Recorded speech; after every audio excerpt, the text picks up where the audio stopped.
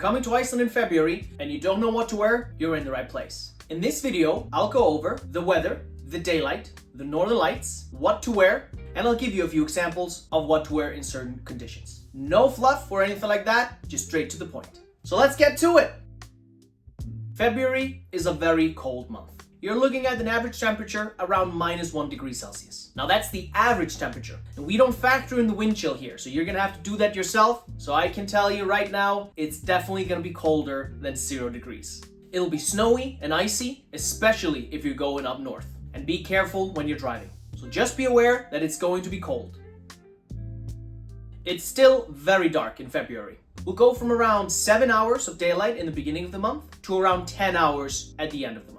So definitely an improvement of the 6 hours we get in January. But you still need to plan your day around the daylight. So you want to be arriving at the first destination of the day when the sun is rising. Now the good news in all this darkness is that you're going to have plenty of opportunities to see the northern lights. But that doesn't mean it's guaranteed, okay? You're still going to have to rely on luck. One of the prerequisites of seeing the northern lights is that it's dark. So the fact that we have long nights means that you'll have more chances to see them.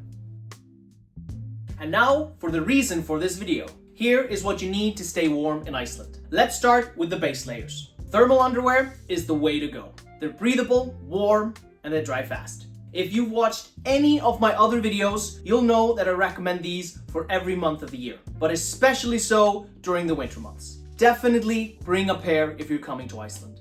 For mid layers, you'll want something thick but breathable. So think wool sweaters, hoodie or sweatpants from a sports brand, or a hiking sweater, wool, linen, cotton. These are all examples of breathable material. Just make sure that it's thick as well so it keeps you warm.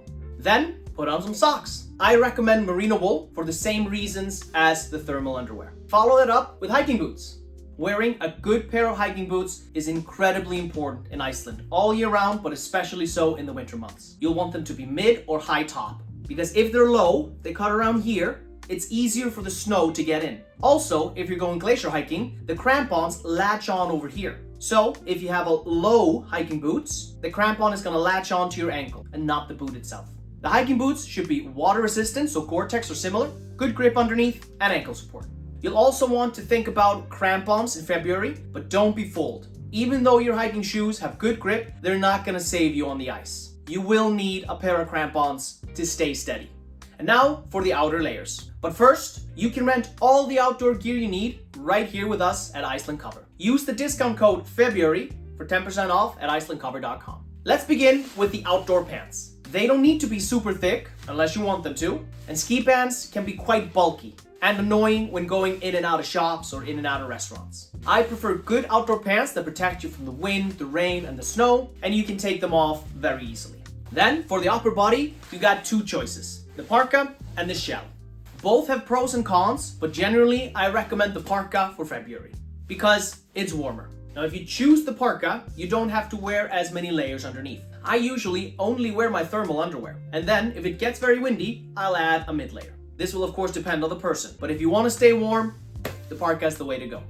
Now the shell is windproof, highly water resistant, and it's breathable, more breathable than the parka. It's not as warm, so you will need to wear more mid layers or more layers in general.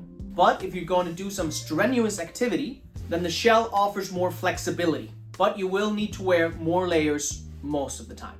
Now as I said, for February, I recommend the parka. Since it's going to be very cold, you don't want to find yourself in a situation where your outer layer and mid layer isn't enough. And wearing the parka reduces that possibility because it's so warm on its own. Then put on a beanie and some thick gloves and you're good to go. Now I'm going to give you a few examples. But as always, if you're prone to cold or you're just not used to it, just add a layer to my recommendations. Now this right here is a fairly chilly day, windy and low temperatures. If you're wearing the shell, wear all your layers. If you're wearing a parka, start with the base layers and see how you feel. Now this is a lovely day, fairly warm and no wind. I recommend the parka and just base layers, or a shell and a mid layer. Now this is a bad day. It's cold and super windy. We're nearing to a yellow warning, and I wanted to give you an example of a very bad day. You'll want to put on all your layers, whether you're wearing a parka or a shell. And be careful when driving. And that's it. I hope you have a better understanding of what to expect and how to prepare for Icelandic weather in February. And remember, you can rent all the outdoor stuff you need right here with us. Use the discount code February for 10% off at icelandcover.com. But that's it for this video. I'll see you in the next one.